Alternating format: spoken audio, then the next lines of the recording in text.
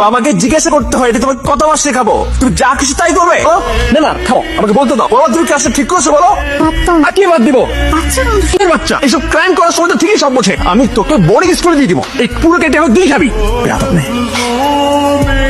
আমি যতদিন না আসি তুই কিন্তু অরিনকে একা খালি কোথাও যাবি না। আমি তো জানি থাকবো না, আমি এবার পেয়ে যাবো। আপনি কোনো চিন্তা করেন না, এটা তো কয়দিনের মামলা। তুই তো জানিস যে আমার একটা অপারেশন। হ জানি। আমি যে ফিরে না আসি বললা তুই কি কমাতে?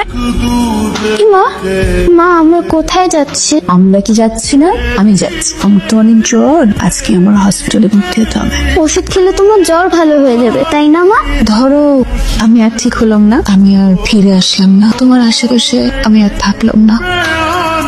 আর আমাকে যে বাবাকে মুখ আর কোথায় দেবে না। বাবা তোকে অনেক ভালোবাসো না, তোমার মতো আমার চেয়ে অনেক বেশি। তোর যখন খিদে লাগবে কে খাইয়ে দেবে? আমি তো তোমার হাত ছাড়া খেতে ভালো লাগে তা। বাবা খাইবে। বাবাকে আমাকে গলা চুলিয়ে ঘুমাবে মা মা। তো আকার সঙ্গে বসে আছো কেন? আমি তোমাকে অনেক মিস করতাম। তুমি কি দেখো না আমার খুব কষ্ট হয়। বাবা কেমন যেন হয়ে গেছে। বাবা আমাকে আদরও করে না, ঘুম পাড়িয়ে দেয় না। বাদ দাও, ঘুমাবে চলো। Happy birthday.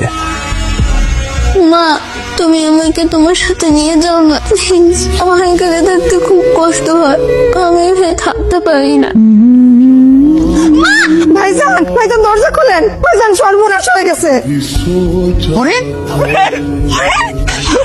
আমার বাচ্চা অ্যাম্বুলেন্সটা করে একটু প্লিজ।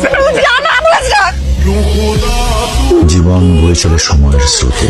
প্রতিটা সম্পর্ক, প্রতিটা মানুষ, তাদেরও থাকে একটু অনুভব, থাকে অপেক্ষার বল। সংসারে ভালো কিছুর জন্য আমরা অনেক কিছুই করি, কিন্তু কখনো ভালো করতে গিয়ে হিতে বিপরীত হয়ে যায়। জীবনে চলার পথে নতুন পথে হাঁটা হতেই পারে স্বাভাবিক, তবে ভুলে যাওয়া ঠিক নয় তাদের যারা একসময় আপনাকে দিলে সবকিছু ফেলেছে।